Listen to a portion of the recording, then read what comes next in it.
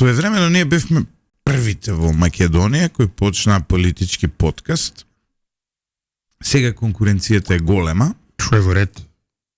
Што е во ред, но она што е индикативно е дека да, и покрај тоа што е голема, нели, конкуренцијата, тешко некако не стига. И со гледаност, и со информираност, и ако ние веруваме и сме подобри поради конкуренцијата и ќе останеме овде поради конкуренцијата. Имено оваа емисија, ова утринско радио шоу, уште пред изборите, предочи дека Венко Филипче е спремен од страната на Зоран Заев да биде иден лидер на СДСМ. Тоа уште пред избори сме го кажале овде. Постојат докази, можете на YouTube каналот да вратите. Непосредно по изборите повторно го објавивме тоа. Го реафирмиравме. Овој не ова став, ова тврдење, ова информација која имаме од високо позиционирани извори во СДСМ. А Ивица денес некако работиве ни се местат по ноти. Вчера Венко Филипче поднесе кандидатура за лидер на СДСМ. Очекувано беше тоа. Сега веќе погусто станува полето на игра. Ке поканиме и него, нели? Како сите што ги каниме од... Сите ќе добијат тука од СДСМ, иако он, да бидеме искрени, он е најфаворизиран, затоа што ќе разговараме зошто Венко Филипче е најфаворизиран, но ние да си кажеме дека први сме знали. Да. Добро. Значи, расплетот почнува. Наш гостин, или заплетот? Наш гостин ово утро е универзитетскиот професор и политички советник Жидас Даскаловски. Жидас, добро утро. Добро утро. Драго ни е што не е нешто многу долго, ама после некој... добро, имаат поминати 3-4 месеци. Значи, и повеќе. После подолго време. Да, после многу долго време. Имаш емисија секое утро, за 3 месеци се долго време. После подолго време си во нашето студио. Добро, благодарам за поканата. Во меѓу време заврши изборите, заврши сега ќе се прави влада. Како гледаш ти на расплетот во СДСМ и како ти делува Филипче како решение за иден лидер на оваа партија? Видете, во принцип секоја политичка партија треба да се базира врз идеологија. И во случајов Венко Филипче е еден човек кој што се приклони на таа идеологија која што ја промовираше Зоран Заев. И има тука и позитивни и негативни работи. Се разбирам, го влече баласот на неуспесите и предавствата на Заев. Од друга страна, Венко Филипче беше еден експониран лик во времето на коронавирусот и кризата што имавме со застрелениот систем.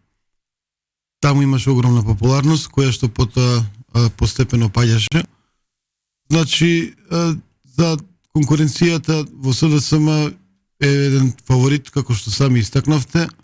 Меѓутоа, во секоја прилика треба да се каже и тоа дека политиката и водењето политика се базира врз не само идеологијата и позиционирањето во тој политички спектрум, туку и врз организацијските способности и капацитети на лидерството и на лидерот.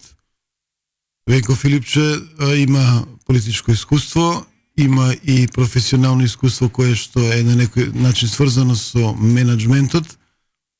Може би ќе биде во моментов многу тешко да се состави самата партија, да се реорганизира, меѓутоа тој изгледа како една сериозна алтернатива од овие што за сега се во видикот на јавноста како потенцијални кандидати за претседател.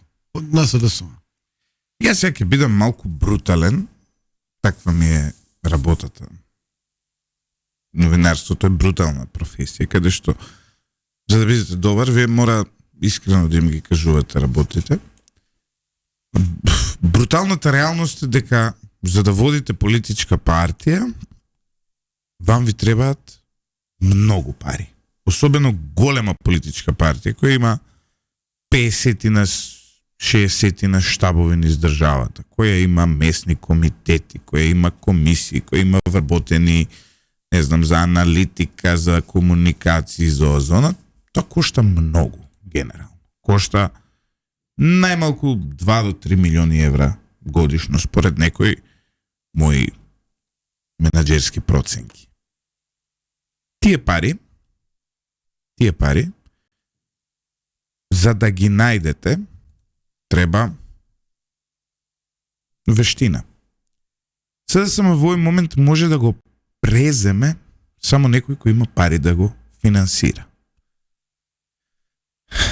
За жал, сметам дека мојот фаворит Славјанка Петровска многу потешко ќе обезбеди пари за таа работа. Истото важи и за Стефан Богоев, кој е млад, неискусен во овој дел, и за другите, генерално. А Венко Филипче ќе обезбеди пари со тоа што тие пари всушност ќе му ги обезбеди кој Ивица? Зоран Заев. Ова е решение на Заев и ова е решение кое Заев подолго време го промовира. Продолго време ја заговара таа идеја. И ова решение се надзираше уште од моментот кога Венко Филипче, а не Перо Костадинов, кој е подпредседател на СДСМ актуелен и градоначалник на Валандово, ја преземе изборната единица 4. Од тогаш се надзираше, се знаеше дека најверојатно Зоран Заев сака да продолжи да владее со СДСМ преку Венко Филипче. Од кој не му успеа владењето со Ковачевски. Изгуби на изборите човекот. Генерално да, но она што е индикативно е дека со Венко Филипче на чело на СДСМ не расчистува со своето скорашно минато кое е причина за овој пораз. Синоќа баш имав една средба со пријатели кои орбитираат околу СДСМ и те ми велат, но знаеш, Лјупчо, Филипче беше тој кој ја донесе победата на изборите во 2020. Ја велам, окей, но и Филипче беше тој кој го донесе поразот на локалните избори во 21. Зошто? Затоа што непосредно пред тие избори се случи оно што се случи во болницата во Тетово, каде што пропустот е јасно дека е Министерството за здравство кој дозволило таква болница да се изгради, така да се направи, таква набавка да има и така натаму. Значи, тоа е меч со две острици. Дали според тебе СДСМ ќе расте со Филипче, ќе стагнира или ќе се доведе во ситуација да стане како социјалистичка партија, да речеме, од една партија која блескала, да дојде во позиција да биде привезок на некоја идна голема партија или можеби на ВМРО да помане. Па, реликт на минатот. Во принцип, ова што вие го зборувавте за организацијската поставеност во партиите и потребата од финансирање е работа која што е битна, меѓутоа не пресудна за политичкиот успех на некоја партија. Еве, сетете се во каква ситуација беше ВМРО ДПМН по 2016-17 година. По оние сите судски процеси, по замрзнувањето на имотот, по блокираните сметки. Значи, во една незавидна состоја беше ВМРО ДПМН, меѓутоа идејата, идеологијата обстана и тие постепено се консолидира за на крајот да имаат успеси и во 2020, иако изгубија, нели, на тие избори, во смисла да не составија влада, има еден многу солиден резултат, и потоа успесите на локалните избори во 2021 и конечно победата во 2024 на парламентарни и председателски. Значи, не е пресудно финансирањето на партијата, колку што е пресудно идеолошката поставеност и политичката историја, односно резултатите и неуспесите во некој случај на дадена политичка партија или политички лидер. Она пошто се сеќаваат граѓаните за владењето на Зоран Заев и тука потенцијалниот лидер Венко Филипче, не е баш една убава меморија, убаво чувство кое што би придонело да се консолидираат редовите на СДСМ во смисла таа партија да може покрај своето стандардно членство да привлекува и гласачи кои што не се политички обоени. Може сега да влезам, зашто ме изненадува малку твојата анализа, Жидес. Добро. Сега го следиме малку подолго време Венко Филипче. Тука во студиото Јово Деспотовски. Сега, што сакаме можеме да мислиме за Јово, меѓутоа тука он спакува еден пристоен идеолошки производ. Како те го гледа СДСМ во едниот? Да, она што е клучно е дека Јово кажа дека СДСМ треба да расчисти со минато. Не, и други работи, кажуваш. Меѓутоа, искрено, после сите овие години во политиката, било како советник на Никола Тодоров, било како министер, било како носител на листа, и ја не знам што му е идеологијата на Венко Филипче. Се ти спомнуваш некој идеолошко, не ми е јасно на што целиш. Или теоретски повеќе века зборувам. Примерот го дадов со ВМРО ДПМН. Нивната идеологија, било кога да прашат, отприлика не знаете. Е јасно, да. Овде, во СДСМ, тоа отсуствува долго време, бидејќи прво и основно СДСМ како социјалдемократска партија го има заборавено тој сегмент на Ја малку ќе бидам сега критичен кон ВМРО. Малку, не ова малку. Нивната идеологија не ја знаеме. Ја знаеме нивната иконографија. Добро. Идеологија е малку подлабока работа од ја излези Ѓурѓо, се облакаме кокомити, се качуваме на коњи, идеологија е малце поразлична работа. Тие имаат некаков идеолошки призвук и да, го гледаме, изразене преку програмата на таа партија и така натаму, но за да ја видиме идеологијата на ВМРО, ние ќе треба прво на терен сега да ги видиме како ќе се имплементираат. Затоа што во за време на владењето на Никола Груевски со оваа држава, ние од ВМРО не видовме идеологија, не видовме шминка, иконографија. Спомници не си идеологија. Па не би се согласил, ајде сега да почнеме. Трнавме со СДС, завршиме со ВМРО ДПМН, но добро, без разлика.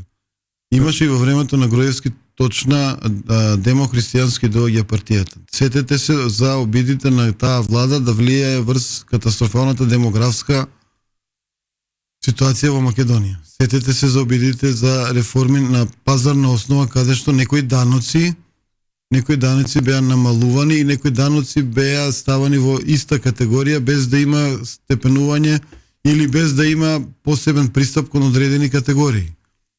Значи, сетете се на влијанието на ВМРО ДПМН во тоа време на Груевски врз така наречени национални прашања или идентитетски прашања, како сакате. Цврстото обстојување во однос на тоа да не се попушта на Грција, па дури и храброста да се оди во меѓународен спор со таа земја. Значи, и да се добие. Редам неколку работи кои што вака идеолошки се карактеристични за таа демохристијанска опција и кои што не се различни од некои партии кои што се во Баварија, например во Германија, или се накаде во Европа. На другава страна СДСМ во так некоја класична социјалдемократска приказна не ја наоѓаме. Ја наоѓаме во оваа модерна социјалдемократска приказна во Европа, каде што тие партии застрануваат од старото на гледиште дека се репрезенти на работничката класа, се соработуваат со синдикатите, сакаат реформи кои што ги даночат богатите, даваат од тие средства во здравствениот, образовниот систем и така натаму, одат повеќе кон некои идентитетски теми кои што се сврзани со прашања на пол, род, сексуална ориентација и така натаму. СДСМ или барем едно крило на СДСМ, тоа го туркаше и во времето на Заев и во времето на Филипче, а од друга страна, освен прогресивниот данок, кој што вака реално земено многу не помогна на македонската економија, веројатно и доста ја забави и ја заузда економскиот раст. Другата политика не беше наменета на тие структури на населението кои што се, да речеме, повеќе социјално загрозени, кои што се од аспект на идеологија наклонети кон левицата. СДСМ дури и од една партија која што имаше символика на партизанското движење, народноосвоителната борба, партија која што да речеме го влече својот проектирано минато го влече од Социјалистичка република Македонија, од АСНОМ и така натаму, застрани од тој пат, па се залагаше за бришење во преамбулата на АСНОМ. Се залагаше за оние катастрофални промени на уставот и така натаму. Значи, од социјалдемократија во СДСМ има она што би било во Европа идентитетска политика и политика глобална во насока на управување на глобални елити со процесите во Европа и во светот, политика која што е сврзана со ЕУ бирократијата во Брисел и која што е спротивна на десничарските партии, дали оние од умерен центар или оние порадикални кои што секогаш секаде и дури на европски избори се залагаат за националните прашања и сувереноста на националната политика на секоја држава. Повеќе некој One Nation конзерватив него ли нешто друго кај ВМРО, ако можем така да го заклучиме ова, но од прашањето е каде Филипче ќе тера работава? Каде Филипче ќе тера работава, не знам, ние можеме тука да размислуваме каде би можел и зошто би можел. Може да му даваме и совети па да ги купува без пари, но прво треба да биде лидер на СДСМ, па потоа да видиме. Не сум сигурен дека ќе биде, а? Ќе биде. Она што види, предобро го познавам СДСМ, како што и предобро го познавам ВМРО ДПМН, впрочем, за да верувам дека таму ќе има објективни и независни избори. Вака сега да бидам искрен, колку и да звучи ова не фер од моја страна, ама сори дечки, јас не верувам дека таму не е се однапред познато. Тоа е реалноста. Реалноста е таква каква што е и сега не може да си глумиме овде. Не, да кажеме сега, не дека покрај информациите што Лјупчо ги добива, чиста анализа е. Значи, конгресниот состав на СДСМ не е променет, а последниот кој го има формирана? Па се конгресен состав, меѓутоа гледавме на телевизија некакви филмови за директни избори на членството. Тоа е на крај. Добро. Сепак на Во крај. меѓувреме конгресниот состав го направил Зоран Заев. Добро, пак сепак Да. има веројатно директни избори, не знаеме што ќе се случува таму. Минатиот пат имаше некакви против кандидати Фросина Ременски, ако се Да, сеќавате. имаше. И Јован Деспотовски. Јоване, значи Тие се викаат спотери, вака, политички. Добро.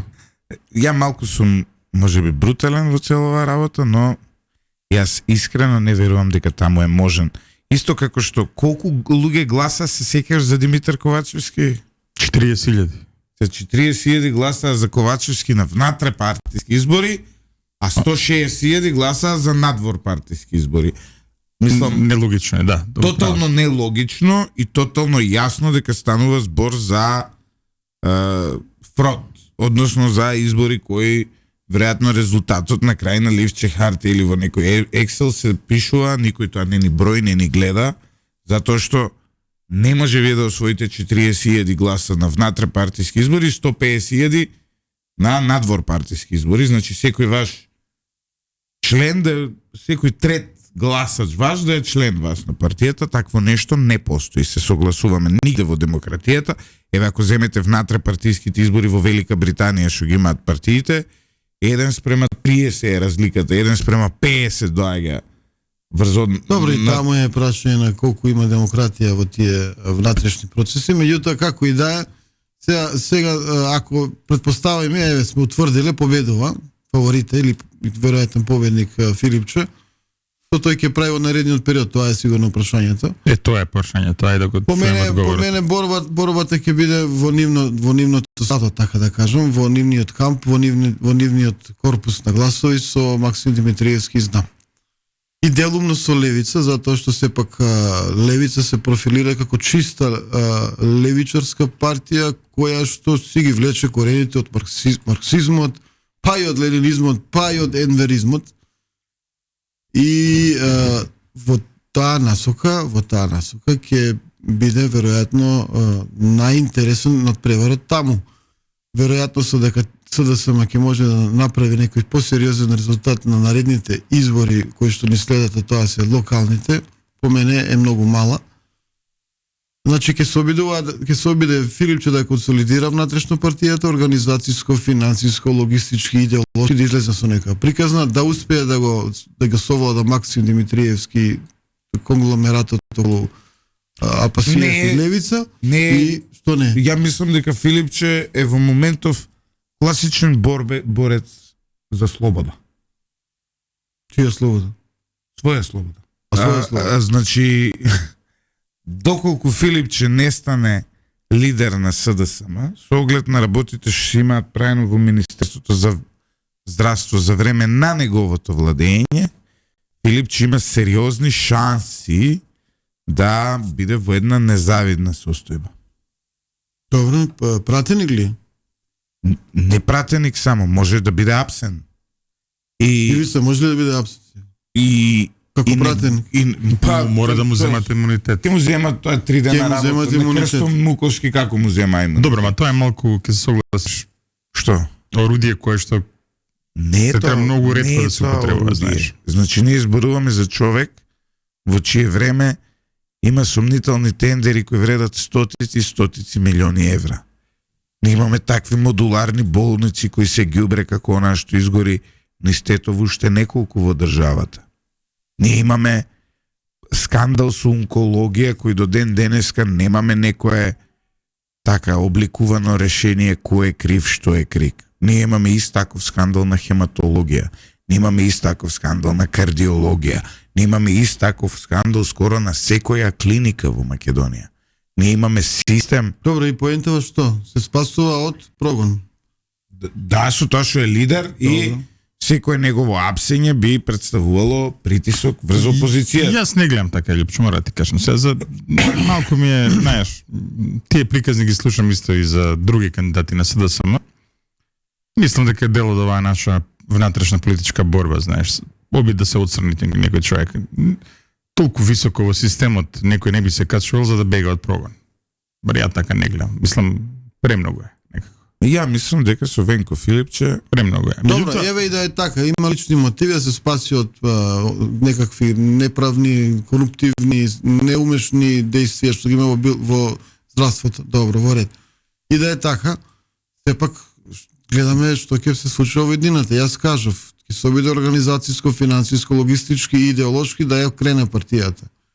Ќе се обиде да го завземе просторот кој што сега во левиот спектар на гласови е нејасно кој ќе може да биде доминантна и дали може да има доминантна сила. Ќе се обиде да ги лови грешките на власта, ВМРО да помане дуи.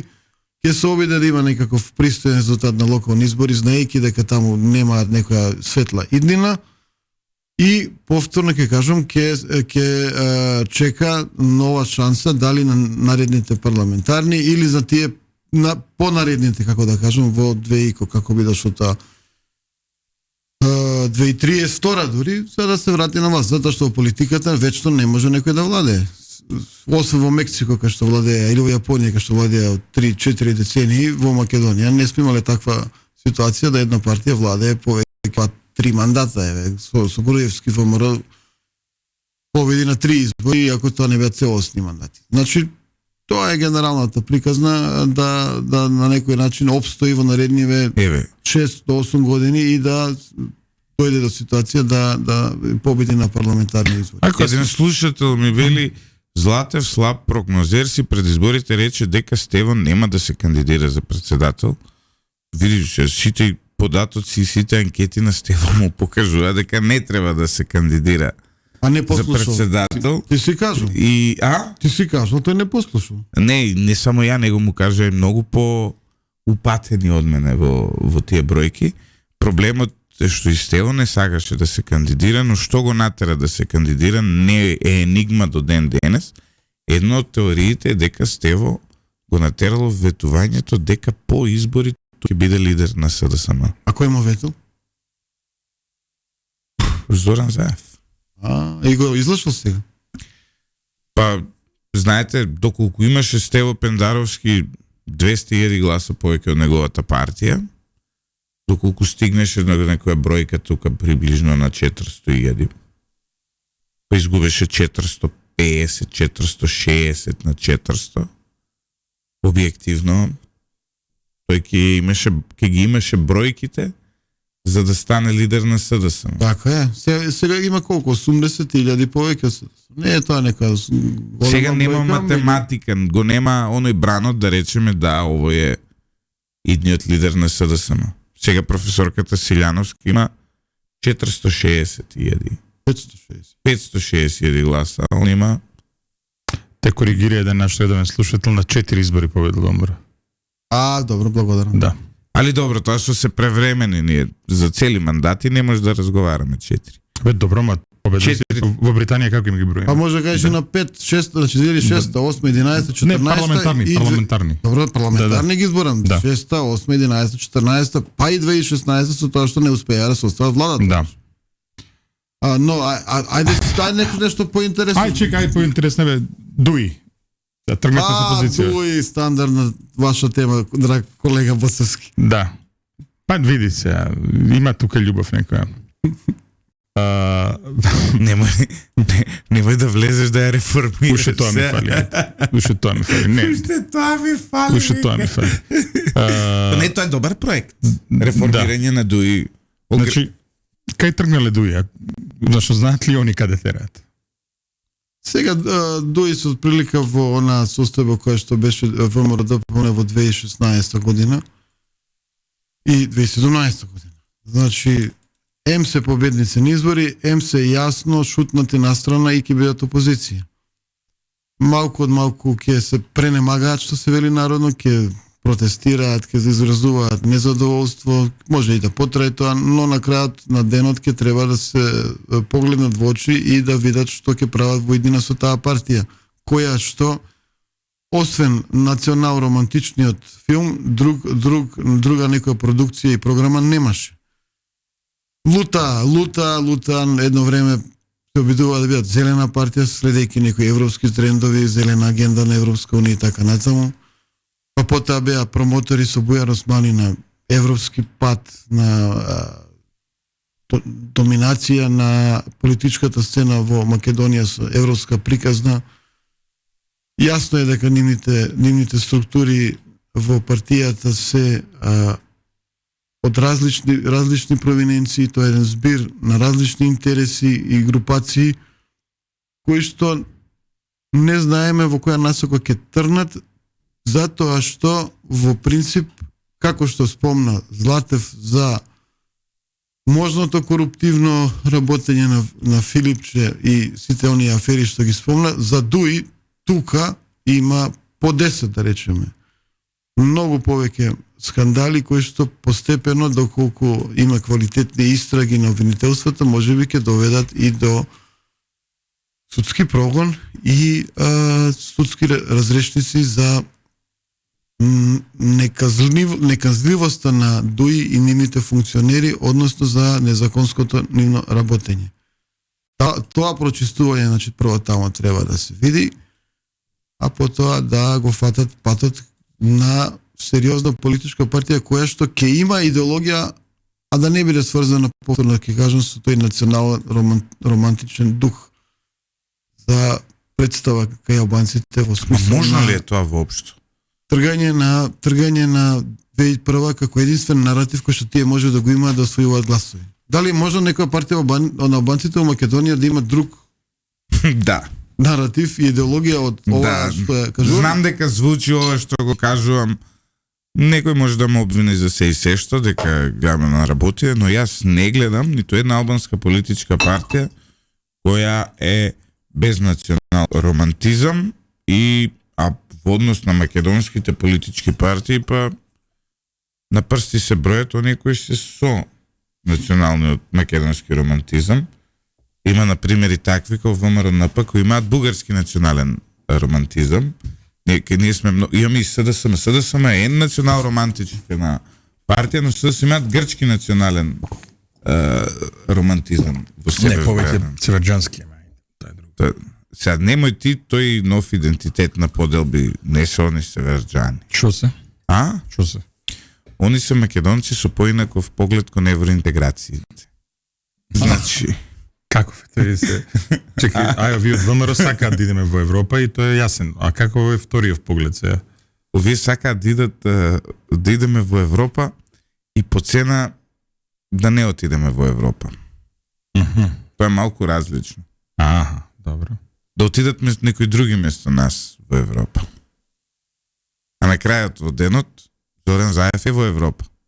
Он си има сериозен имот во Грција. Грција е земја членка на Европската унија. Голем дел од нив си имаат и бугарски пасоши и се европејци.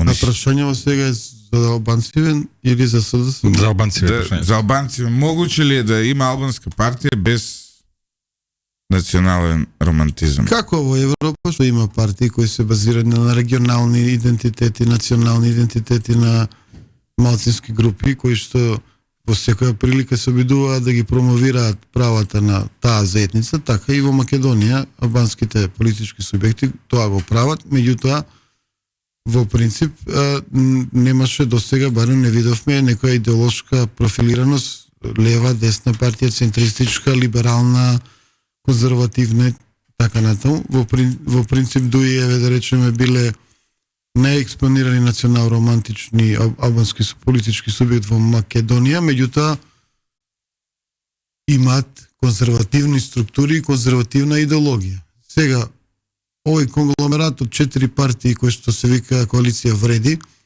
можно е да се обедини во една. Ако се обедини во една, ќе треба јасно да се профилираат.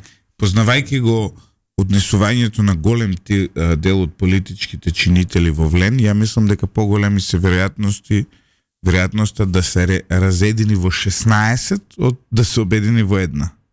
Значи вака, од 4 да станат 16 субјекти, од 4 да станат еден субјект, од една единствена причина го тврдам ова Жидас, сите од нив по 3 пати влегоа и излегоа во влада со СДСМ и јас мислам дека не како Влен, туку како индивидуални чинители во Влен, оваа традиција ќе продолжи со новата влада.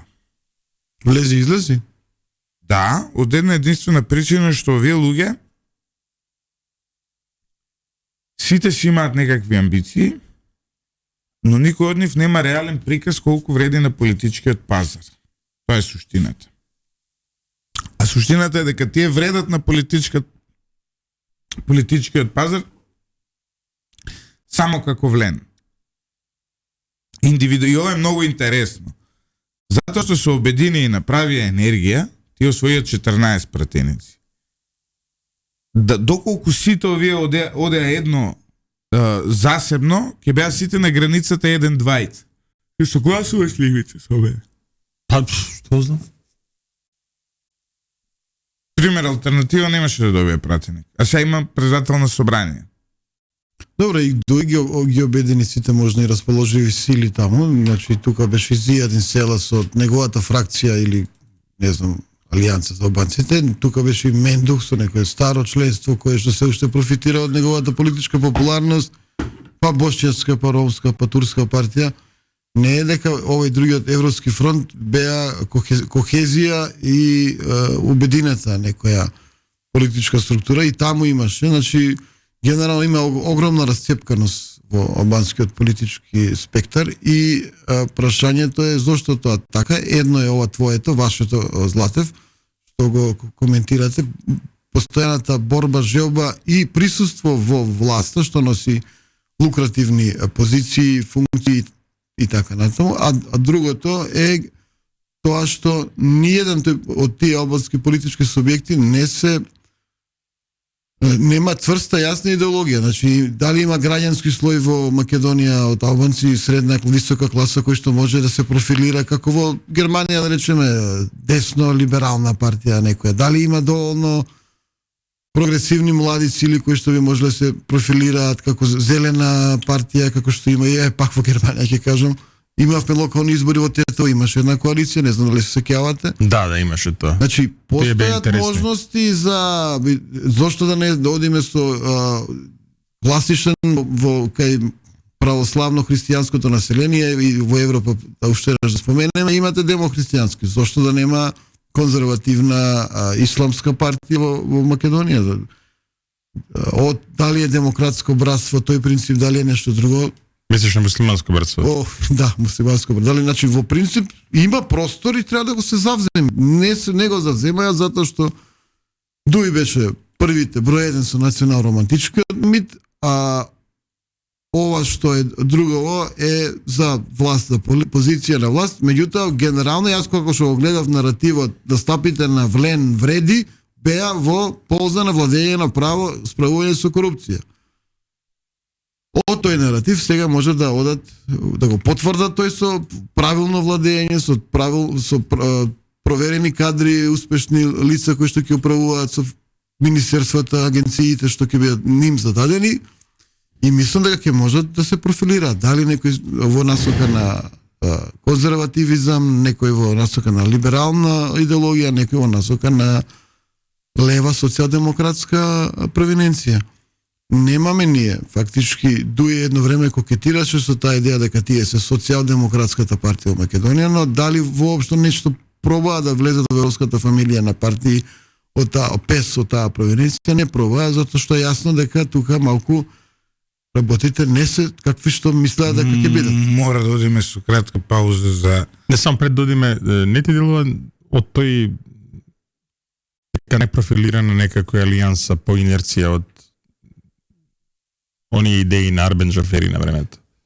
Алијанса како некој наследник на ДПА, на Арбен Джафери и Мендух Тачи, да, но таму имате раскол, таму имате прашање на тоа каде е печатот и каде судот, кому судот ќе го додели тој печат. Од една страна подесно црсто настапува Зијадин Села, од друга страна го имате тој градоначалник докторот Таравари, кој што води со некој пограѓански пристап. И сега која е вистинската тука алијанса, кој е вистинскиот наследник на ДПА, како двоецот Арбен и Мендух, што беа Арбен по да речеме граѓански, а Мендух потврдо националистички, така можеше да биде односот на Таравари и Села, меѓутоа очигледно тие не успеа да најдат некој модус вивенди и да продолжи таа партија да оди по тој некој пат. Почитувани слушатели, за разлика од Ивици Жидас, ја мислам дека скара на кило е официјалната идеологија на сите македонски политички партии, односно дека тоа се профитни здруженија кои политиката единствено и идеологијата ја користат за група на луѓе обединети околу идејата свој кариерен развој да направат, лично да профитираат, некој како министер, некој како заменик, некој како вработен во комунална хигиена, некој како тендераш, но тоа е цврстата, како се вика, што ги врзува. Има и различни политички партии, например у Левица, таму ги врзува болештијата. Сегде различни работи ги врзува. Што ги врзува? Болештијата. Што е тоа? Желбата на некому да напакостат. Знаеш, да убиваат. Има сегде. И у Камбоџа исто така ги спајаше на Пол Пот некоја таква слична идеологија. Дуи од таму дојде, само да те подсетам, не Левица. Добро, и Дуи своевремено. Да. Само меѓу време Дуи се трансформираше од болештија, нив сега ги спојува бизнисот, нели? Се надеваме дека и нашиот таква трансформација ќе доживеат. Кому сака да напакостат Левица? Ова недоречено станува. Сите тие кои се закануваат дека ќе ги колат, дека ќе ги бесат, дека ќе се бранат тогаш, некој нив ги... Не. Тие Левица се закануваат ќе коли, ќе беси. Добро. Тоа име едно од официјалните доктрини. Одиме со кратка пауза за реклами, почитувани слушатели, по која се враќаме во вториот дел од нашата емисија, каде што ги отвориме останатите сегменти од Пандорината кутија на македонската политика. Се враќаме назад во студиото на Радио Лидер. Продолжуваме со еспресо со Златев и Боцевски. Ај друга тема да свртиме, вака, Силјановска давка има 561.000, ВМРО ДПМН 430, колку таму?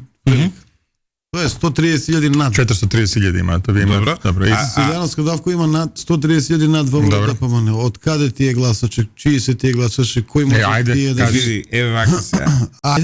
Јас сега тоа ќе го свртам малку, ова тебе нема да ти се допадне. Зашто шо? Што ќе го кажам. Значи не, пошто знам дека нема да ти се допадне. Прашањето е, значи Силјановска имала 130.000 над ВМРО ДПМН. Прашањето е дали доколку Силјановска била независен кандидат за председател ќе освоила 130.000 гласа? Нема. Според мене. Ќе освоила помалку или повеќе? Далеку помалку. Ќе освоила можеби 20.000 плюс минус, не само плюс, можеби минус од Банковска. Тоа е мојата проценка. Зошто го тврдам ова? Вие за да ги освоите тие гласови, прво најголем дел од граѓаните гледа дали вие уопште имате шанса да станете председател. Прво тоа гледаат. Дали мојот глас ќе биде залудно фрлен или јас ќе придонесам во избор за председател на Македонија. Силјановска ги освои тие гласови затоа што и пред првиот круг и по вториот круг беше јасно дека таа ќе победи. Правната перцепција. Не беше целосно јасно, меѓутоа се наговестуваш, така да речем. Тоа е прво. Второ, сите опозицијски гласови во вториот круг беше многу јасно. Вие сте за опозицијата или вие сте за власт. Опозицијските гласови продоминираа.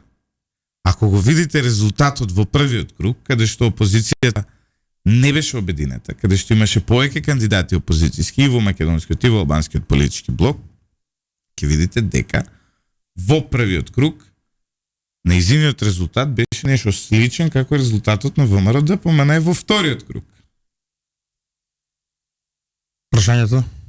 Прашањето е ево од каде Гордана Силјановска доби повеќе од обединувањето на опозицијските гласови и кај македонците и делумно од кај албанците. Делумно кај албанците и трета работа од перцепцијата дека ќе биде победник. Дека таа е победник. Секој сака да биде на вистинската страна на историјата, на победничката страна на историјата. И тоа е така, например, доколку беше малку поизедначен резултатот, немаше да отиде толка в квантум, пошто некој ќе рече, чекај, Стево е на вистинската страна на историјата. Но тука имаше јасна слика во првиот круг и веќе во вториот круг беше многу едноставно да се процени дека Стево Пендаровски не постои теоретски шанси да го стигне тој резултат. Тоа е некоја моја анализа на твоето прашање. Ивица? Чекај, сега гостин имаме. Добро. Дори јас можам да прашам. Едно прашање од гостинот имаме се. Да одговорам и ја на ова тема. Некаде на линија на тоа што ти го зборуваш ми анализата, со тоа што мислам дека има една паралела меѓу изборите 2021 и 2024 година. Очигледно беше мобилизацијата на тема промени. И граѓаните бара каде се слее промената. Во првиот случај гласа за еден релативно непознат кандидат, да не речем мачка во вреќа, Данела, така? Затоа што логиката беше точна. Задни се стои ВМРО ДПМН, најлесно промената ќе се спроведе преку гласот за нив. Сега гласа за еден афирмиран кандидат, Гордана Силјановска, повторно промената се слеја на нејзино конто. Мислам дека овие разликата е во обединетиот опозицијски глас и дека обединувањето го направија не само знам кој што јасно застана, туку и спонтано гласачите на левица отидоа таму. Мислам дека дури половина од нивните отидоа уште во првиот круг со професорката Силјановска. Не, половина, некоја третина. И тоа е малку ли е? Некоја третина сега. Третина е голема бројка се. Значи тие не успеале да коригираат. Но сега не може да знаеме баш кои се тие луѓе, но Се вака, анализираме, така? И мислам дека исто така и Влен застана за Цилјановска.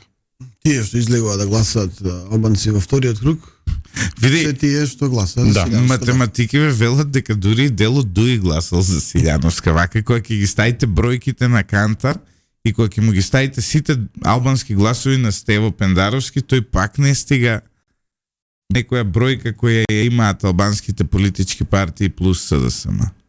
Значи дури и јас тоа го анализирав, тоа ми беше еден од феномените, дури и дел од гласачите на Дуи гласале за Гордана Силјановска Давкова. Тебе така те делува? Па не, кога ќе ги собереш СДСМ, знаеш, и Дуи, како гласови, колку има, вториот круг, Па дои 130, СДСМ 160, 290. а Стево Пендаровски колку имаш? 250. Значи, Значи 40.000 гласа се дојдени од негде. Така, дел од тие гласачи се дојдени веројатно и од Максим Димитриевски, затоа што станува збор за луѓе кои биле претходно во СДСМ, па гласале и за СДСМ и за Максим. Ама тие се помал дел, затоа што он има само 60.000 гласа. 80% од неговите гласачи гласале за Горана Силјановска Давкова. Ова ти е интересна анализа. А твоето мислење, Жидас? не знам, во принцип прашање дали во Македонија во иднина имаме простор за некоја десница која е граѓански профилирана, дали конечно може да се разбие тој биполарен свет каде што ВМРО, ДПМН и СДСМ се единствените политички партии кои што можат да победат на избори и управуваат со земјата. Дали може да не се случи повторно некаква партија како што беше ДА, Демократска алтернатива на професорот Тупурковски, дали во иднина А не може ли ВМРО да се придвижи тој правец? дали ВМРО И ДПМН да ги избие било која конкуренција? тоа сакав да го кажам, дали може ВМРО ДПМН се придвижи во тој простор, дали во иднина значи ќе дојдеме до ситуација да незадоволните национално ориентирани македонци се откажат од ВМРО ДПМН и се пренасочат кон некаков друг политички субјект кој што бил подесен, порадикален.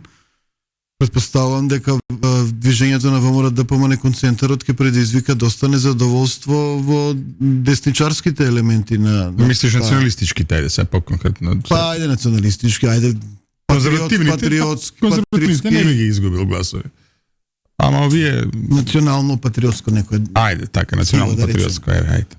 Гледате што се случува во светот, гледате што се случува во Европа. Да. Во принцип класичните демохристијански десни партии многу навлекуваат кон центарот и оставаат простор за суверенистички национал патриотски движења партии кои што е сега и на овие европарламентарни избори може да имаат и спектакуларен успех. Тоа е прашањето и каде ќе се насочи ВМРО ДПМН? Очигледно ќе има огромни притисоци во однос на тие двата срамни договори, Преспа и бугарскиот договор. И Тоа според тебе странни договори. И според мене. Двајца сме се. Те надгласавме. Добро, тебе те штити Рамковен, така што Еве, Богдан вели, бойкотираше Дуи, шо зборвиш брату? Дело Дуи бойкотираше. Да, точно е. Дуи на Артан Груби. Ама еве, ставете ги бројките на Кантар, споредете ги со парламентарните избори, откаде се гласоите на Силјановска, кои што се, дури цела опозиција да ја ставиш дека гласала за неа, пак има и од тоа изнад, откаде доаѓаат тие? Тоа е прашањето. Добро да довршиме мислото. Што ќе се случи за година, две, кога оние силни притисоци што доаѓаат во врска со тие два срамни договори, ќе резултираат на тоа што ВМРО ДПМН целосно да влезе во центарот. Што ќе се случи со десните гласови? Нема да отиде ВМРО ДПМН целосно во центарот. Добро, што ќе се случи? Како ќе реагираат тие на инсистирањето да се спроведи целосно преспански, да се направат уставните измени? ВМРО ДПМН нема да отиде целосно во центарот. ВМРО ДПМН ќе биде, значи, една, сега колку и да звучи чудно, но според мене, она што ќе биде владење на ВМРО ДПМН ќе биде една полиберална форма на владењето на Виктор Орбан со Унгарија. Значи, таков тип на владење во однос на економски политики, во однос на демографски политики, во однос на национални политики, во однос на економски политики, ќе бидат тоа, но со така малку поголема слобода за медиуми од тоа што е во Унгарија. Значи, она што се критикува Орбан као заробена држава, не да го направи ВМРО ДПМН, ќе остави простори за независни медиуми, ќе остави. Да, ќе остави простори за невладин сектор, ќе остави простори за Независно судство. Независност. Па добро, во Унгарија нема проблем со независноста на судството, да се разбереме. Па има критики тука жестоки од страна на комисија, од Европска комисија. Па има критики во однос на владење на правото. И вклучително и судството. Независноста на судството во Унгарија е многу... Нема, види, за да владем, еве го и овој во Холандија што победи. Цело време тера таа прича, нели? И кога дојде до шанса да владе, рече, чека, ова со Исламов, заборавете, нема да го чачкам. Ама не, суштината е дека ВМРО ќе ја има таа суверенистичка политика, политика на непопуштање кон соседите, политика на македонската нација, нели, како нација и така натаму. Сепак, но нема да отиде во таков екстрем. Од ВМРО ДПМН не може да очекувате дека ќе биде центар. Тоа што сега освоја гласови на центарот. Пред време на Груевски ги осваја. И сега вака ќе ви кажеме на друга работа. Виктор Орбан, мислите, не освојува гласови од центарот? Па како може да се... Па нормално, па исто и Груевски која бе на времето. Да. Значи немојте да нема он да попушта, нема да попуштаат во однос на националните прашања, затоа што ВМРО или Орбан? ВМРО. Океј. Нема да попуштаат од една единствена причина, затоа што тие знаат дека овие избори ги добија поради сензибилизацијата на центарот кон националните прашања. И тие овој пат направија едно референдумско, плебисцитарно гласање, една победа од позиција на опозиција да освојат 58 пратеници, затоа што сите, целиот центар, сватија дека СДСМ е антимакедонска партија. Добро, значи гласови против дивењето на ДУИ, гласови против предавството на СДСМ и така натаму. Меѓутоа са од позиција на власт, што ќе прави ВМРО ДПМН и коалицијата твоја за Македонија во однос на клучните прашања? Ајде ќе го среди ова дивењето и невладењето на правото. Ќе има реформи економски. Меѓутоа, што ќе биде символички успехот во однос на бугарското прашање? Па нема да влезат бугарите во уставот онака како што сака Бугарија, затоа што ВМРО... Па како ќе влезат тоа? Ќе влезат условно.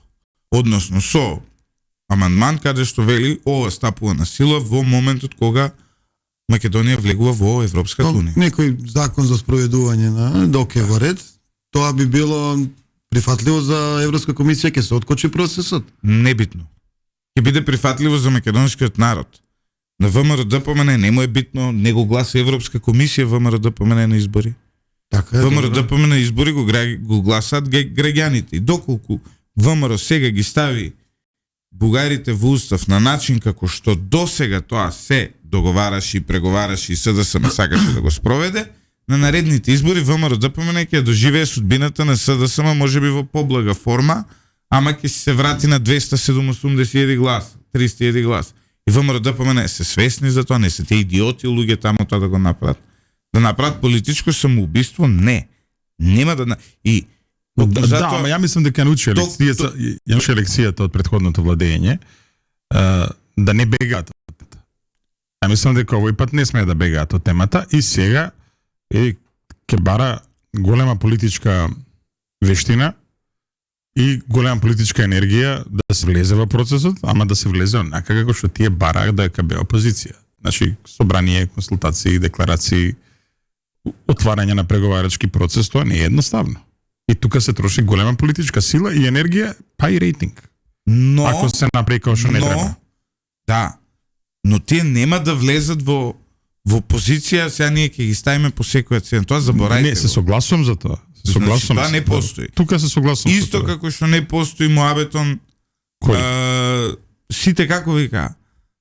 и стават бугарите уште пред влада, пред тоа вика ќе гласаат уште предходно 7-8 пратеници, не бидно тоа. Ќе го земат дуи у влада, не го зема.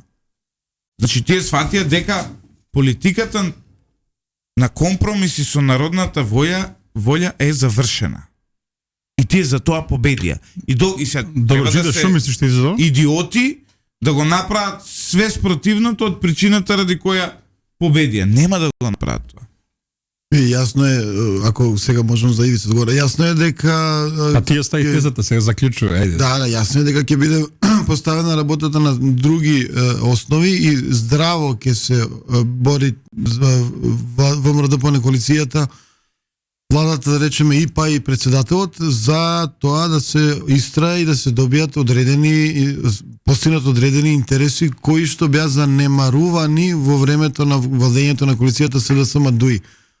Што биле, како изгледале тие средби, договори со европските фактори во времето на СДСМ и ДУИ, може да предпоставите тоа било отприлика вака. Ова се условите, од една страна на масата, од другата страна било, да, добро, ќе ги спроведеме, знаете што само ВМРО ДПМН не кочи, помогнете да ги растуриме нив и ќе испорачаме тоа што барат. Така беше, факт.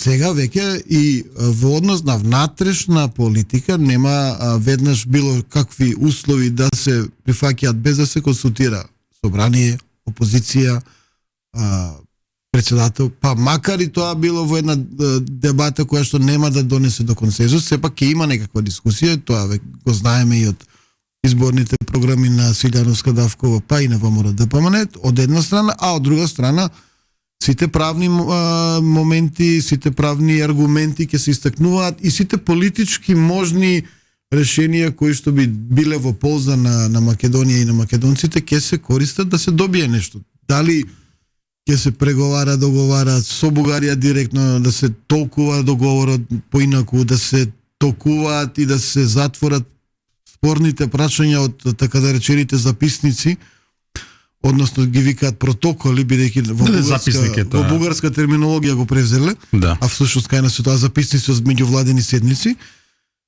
Сигурен сум дека ќе се обидат тоа да го направат и во односот со Европска комисија, ќе видиме каков ќе биде состав на истата по европските избори. Значи, кој ќе биде комесар за проширување, кој ќе биде наместо Борел. И два места ги чекаме. Значи ќе има тука доста политичка борба и ќе зависи и од вештината и од обединетоста на целокупната политичка елита во тој процес. Значи тука сум делумен оптимист и мислам дека може да се откочи тој процес заради наша внатрешна консолидација и некако вид на соработа. Не. Добро. Тој процес може да се откочи само ако има силна политичка волја од големите членки на ЕУ. Бугарија ќе престанеме да ја имаме како проблем во истиот момент кога ќе седнат Франција, Германија, Холандија, там кои се големи и најзначајни, и кога ќе донесат одлука, окей, го внесуваме Западен Балкан. Во следниот ден Бугарија ќе престане да ни биде pain in the ass. Ки има малце...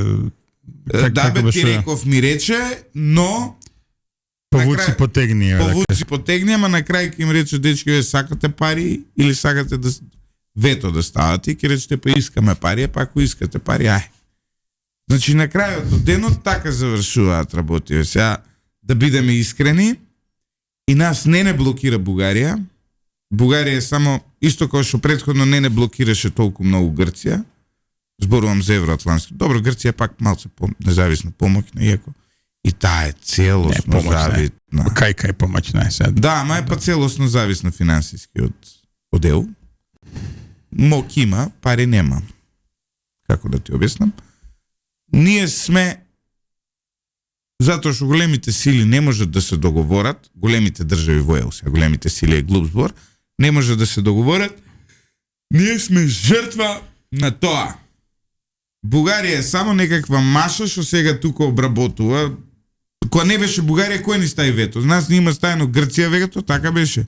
После една година од нигде ни убаци вето Холандија, како беше? И Бугарија имаше таму некаде 2013-14. Да, па од нигде ни убаци Холандија. За сите беше тоа, не беше за нас. Па после тоа Германија, не заборавај, затоа што нели во Бундестагот немале некоја процедура, Па на крај влета Франција со што беше тоа методологија? Реформата на Да. процесот на преговарање. Значи, дечки, да се разбереме, Бугарија е во Европската унија битна колку што пешачките премини се битни во Скопски чаир.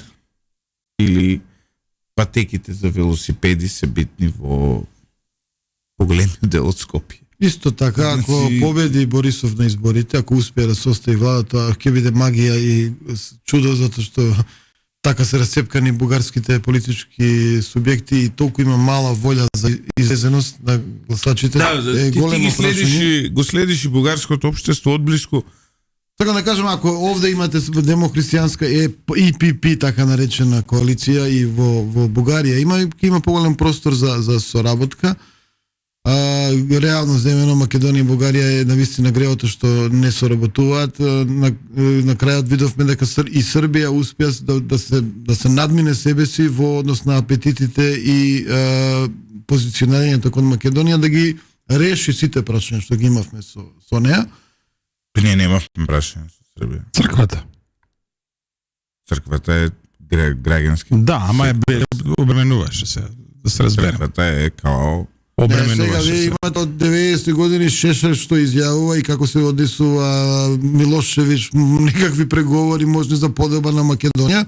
До денеска, да, всушност имаме навистина добри до односи денеска со ние да им српската држава. предлагаме таму резолуција против нив спонзори сме. Добра разочараност има кај српската политичка елита и кај народот, меѓутоа реалноста е таква. Ние сега сме се позиционирале со нашите стратешки партнери да соработуваме и тоа е тоа се. Нема дилеми дека Србија оди по една тенка линија меѓу евроинтеграција и наклон и членство во БРИКС.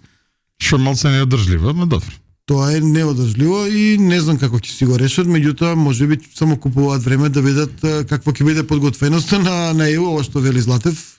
Ако ЕУ има сериозна интенција, намера да го приклучи Западен Балкан, па тоа брзо ќе се случи, 3-4 години ќе бидат. А очигледно немаат. Очигледно немаат, но се појавува Украина како тема, се појавува абсурдот Украина земја распадната од корупција и војна, да биде наводно подготвено да почне преговори од 25 јуни натаму. Бидејќи геополитика, секој проширување геополитика, ти знаеш, драг колега, дека Британија ти е блиска, колку Франција има блокирано Велика Британија да биде дел од Европска унија. Да, време на Дегол била апсолутна блага. Потоа се отвара. И на крај сами излегоа. На крај само за го. Значи, онака Секој проширување било геополитички проект. Грција не ни била подготвена, јас како комисија била против. ако сакате да бидеме вака искрени Испанија, и отворени, Португалија и Грција се внесени заради наводно демократизација, да не По дојде примерот повторно на до Велика фашизам и да. по кажав. примерот Да. на Велика Британија Сите и секое- проширувања се и геополитика. Тоа е секое поентава што стеснување на ЕУ и секое стеснување на ЕУ е геополитика. Брекзит И основањето е геополитика. Значи, Брекзит беше повеќе геополитика од што беше рационален чин на британскиот народ со кој си го подобри својот животен стандард. Сега да бидеме вака искрени. Брекзит беше геополитички проект. Ако сакате да бидеме вака искрени, тоа беше геополитички проект на Соединетите Американски држави, Ама еден дел од Соединетите. на администрацијата на Трамп, и Брекзит не им донесе ништо подобро на жителите, на граѓаните на Велика Британија. Сосем спротивно, им го отежна животот. Многу им го отежна животот и денес таму гледаме една инфлација, еден животен стандард кој паѓа и гледаме сериозни дебати за враќање во Европската унија, иако никој од мејнстрим политички чинители не име сега тоа тема, но знаеш како, со кој они може да тргуваат, ако ќе тргувале они со Commonwealth. Македонија е поблиску до Австралија, од што е Велика Британија. Што ако се они под иста круна? Ама ти бродот кој ќе тргне од Лондон дур да стигне у Сиднеј, знаеш колку време треба да помине? Со кого ќе тргуваат тие ако не со Европа? Ја само Со тоа е затворен пазар на времето на колонијализмот, сега на Индија што изначи Британија? Па добро. Имаат односи Не, сега ќе кажам ништо. Ништо. Што имаат? Има работка, имаат тренинг, Барање за репарации. барање за репарации, има илјадници индиски студенти кои Светски промени се случуваат, треба да бидеме мудри и затоа е ова веројатно точно што ти кажуваш дека владата на ВМРО ДПМН барем во краток рок нема да попушти во однос на тие главните теми, а доколку нашиот западен свет победи во оваа војна со Русија, инвазијата на Украина и така натаму е навистина една приказна. приказна. Русија од источниот свет е дел. Од кога тоа Русија не е дел од западниот свет? Па веќе не е. Види се културолошки Русија е европска држава. Да. Па добро. Геополитички, геоекономски веќе не е. Добро, ама немој сега, не ја тргајте Русија од западниот свет. Геополитичката е денес е Путин, утре ќе дое некој Митко и ќе има поинаква политика Русија. Тешко веројатно ако ги следиш тие процеси, знаеш дека Русија се свртува кон Азија од 2014 година. Небитно за поентава што сакам да ја кажам. Треба да бидеме внимателни што правиме. Македонија во 3 големи светски кризи си ја проживеа историјата како што си ја проживеа. Првата голема криза беше Првата светска војна, каде што се потврди расцепот и поделбата на Македонија во оние граници каде што живееше македонски народ. Замислена држава, меѓутоа реално територија каде што живееше македонски народ. Втората голема светска криза беше Втората светска војна, каде што успеавме заради доброто позиционирање да оствариме слобода барем на дел од таа територија каде што живее македонскиот народ. Третата голема светска криза беше распадот на комунизмот и на Варшавскиот договор и победата на така наречената победа на либерализмот, крајот на историјата и така натаму, каде што повторно успеавме, иако делумно успеавме, значи се стекнавме со независност, обременети со кукавичките политики на тогашното раководство, неумешноста и некадарноста да се избориме за сопствено име и идентитет. Сега е четврта светска криза која што ја живееме, каде што треба многу внимателно да одиме со сите прашања, вклучително и независноста и односот кон соседите во однос на овие прашања кои што нам ни се навистина битни. Жиде Скаловски, ти благодарам за твоето гостување ово утро во Радио Лидер. Тука негде завршуваме. Ми извадија саботажа како зевам 1-3 минути. Не успеав да зевнам дури на крајот од оваа емисија. Тоа е за мене успех. Почитувани слушатели, вие останете со 98,1. Немојте да зевате, разбудете се, надвор е сонце. Живи сме, што би рекла песната од Владко Стефановски. Од хигиенски причини го избегавам Владко Стефановски. Се обидувам да ги заборавам сите убави песни негови. Така, некако. Македонски музичари све сакам да им заборавам. Као никогаш да не сум го пеел, да не сум го свирал, да не сум уживал. Абе одјаве емисијата. Значи, доста ми е више од нив. А вие слушајте си убава енглеска музика.